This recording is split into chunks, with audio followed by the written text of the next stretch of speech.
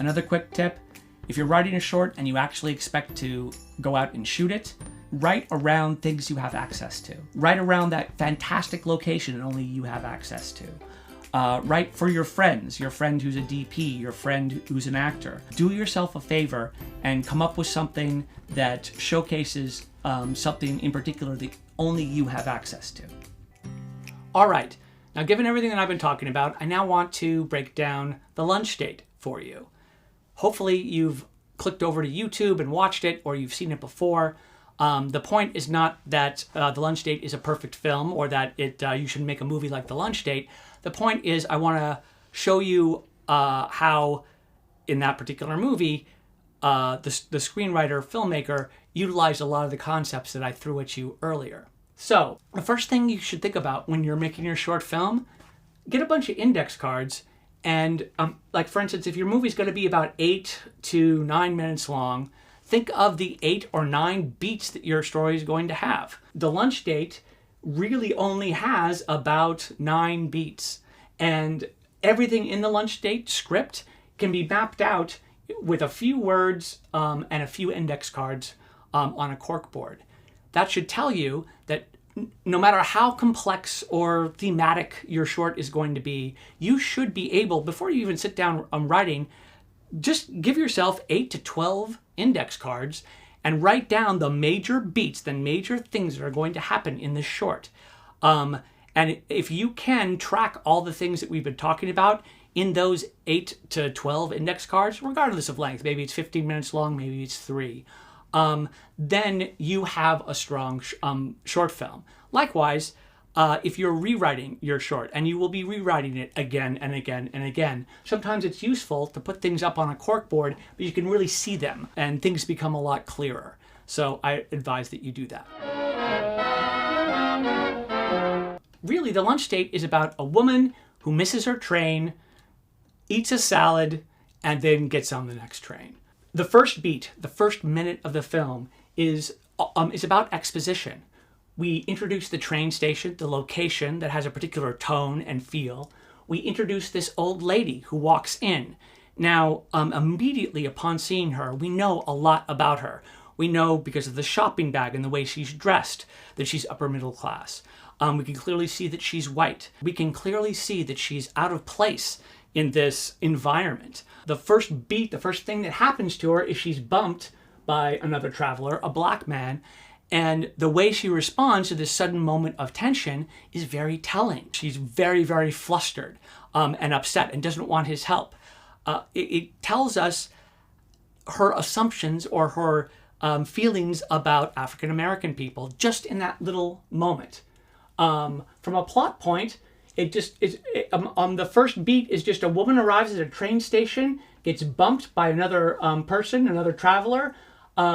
She's very nervous and misses her train. But, if you think about all the different kinds of people, kinds of old ladies who could be introduced in the first beat, this particular woman was chosen very specifically. We can immediately tell that by her way of speaking a lot about her. We can immediately tell by the way she doesn't want to get involved with other people that she's a little bit fussy. We can also see that she's a little bit assertive. All right, let me give you a hand. No, don't. No. So all of that is important to know to later beats. Now, the second beat, she misses her train, and she's upset and overwhelmed. That's an example of what I was talking about earlier in terms of aftermath. Now, she misses her train. We could cut immediately to her walking back into the Grand Central Station, but a couple of things are really important. First of all, this aftermath scene, this moment in which we see her upset and overwhelmed, that gives us a sense of the significance of her missing the train. That gives us a sense of seeing her rattled, that she's upset and overwhelmed. It gives us a chance to feel sorry for her because we've all missed a train. And it also, very importantly, in all this business, we plant her bag. That white bag. We see it again and again. We see her carrying it again and again. A lot of the images sort of present it very forcefully for the audience. It's important that we know that she has it, because later on when she doesn't have it, the audience has to sense it first. Then the third minute of the film, a whole page of a script, is about her in this environment feeling overwhelmed. And it's that moment when the African-American homeless man, a real actual homeless man who's just started walking up to the camera and speaking to it, again, to underscore her personality, how she feels being in this environment, how this older white woman feels in this very urban environment that makes her uncomfortable. And we're supposed to be a little bit uncomfortable with her discomfort. We wonder when she's bumped by the black man, is she a racist exactly? Not exactly, but it makes us a little bit uncomfortable. So the next beat, she goes and she buys a salad. She gets up to get the fork. And all of this is preparation to her coming back, and she sees a man eating her salad.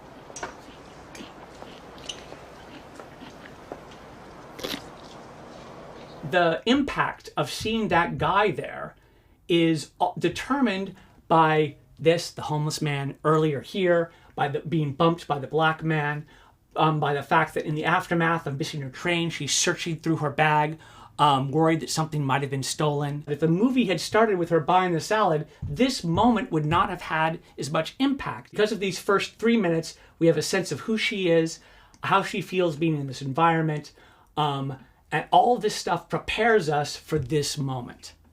Now, the next 2 minutes of the film, 5 and 6, are about exploring this tension. The real core tension of the piece is all about her suddenly seeing someone eating their salad, and then she's sitting across from them. Now, because we've already seen how she reacted to being bumped, telling someone, we know that she's assertive, so that it makes perfect sense that she says, "That's my salad." But notice how an entire minute of this short is just about her sitting there fuming about it and wondering what the hell she's going to do next. Because, you know, that's my salad, and her just sitting there fuming builds up to the moment where she suddenly takes her fork and grabs a piece of it and eats it, which is shocking and surprising, and it creates even more tension because we're wondering, like, what is that guy going to do? She's stealing his salad. He stole his salad, and now she's trying to eat it. The tension is created because we don't know what the outcome of this is going to be. We're worried for her, this little old lady. The filmmaker wants us, at least certain members of the audience, to feel some of the same anxiety that she felt at the end, so that this moment has even greater anxiety. So a whole beat of the short is just her eating the salad back and forth.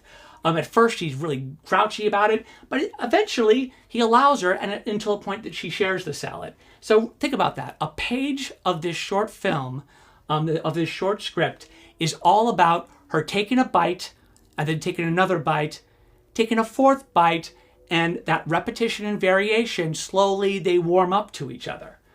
The next beat is he gets up, and we're wondering, oh, is this over? But then we have this twist, and they share the coffee.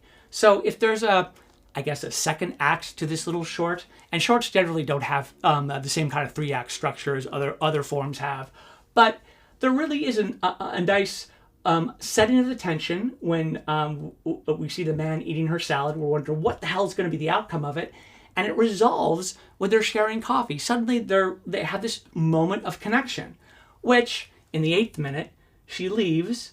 And there's this really interesting moment where where the filmmaker, we've been with her point of view the entire time. It's all about her. And then suddenly we linger on the man as she leaves. We see expression on his face. He seems almost a little sad that she abruptly left. This plants the idea in our head that there's kind of more to this guy than we thought. This is a moment of aftermath. If this is the moment of connection, that we have this sort of warm, fuzzy moment, these two people we didn't expect are actually having a kind of lunch date. This is the aftermath to that. And so she's leaving. We think the story's over, but she's forgotten her bag. Again, it was really important to plant the bag, first of all, because when she walks out, we notice that she's missing the bag before she does. Then she turns back and runs back and sees that in the booth the bag is missing. And as she's walking back and forth, we see the bag and the salad before she does.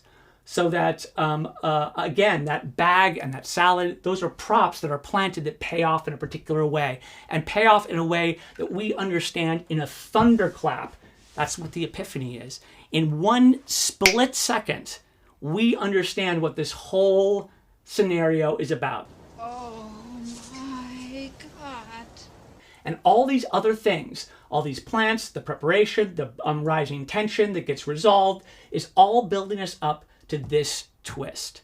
And that twist ultimately defines what the short means. The filmmaker's intention was to make a comment about especially both the old ladies, but also the audience members' assumption about these men who appear in the piece. And the last thing I want to point out is that the movie doesn't end here. Again, there's a moment of aftermath and moments of repetition as she goes back through the train station so that we can all absorb this crazy event that's just happened. But she's in a completely different place. She's calm. She's been through the ordeal. She's relieved. It's in a completely different place than she was at the beginning.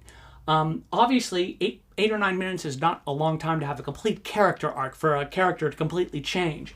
But if you want a sense of a story arc, you've got to show us a person in a particular situation, have them go through something, and then show them in a parallel moment behaving in a slightly different way. And her relief is that difference.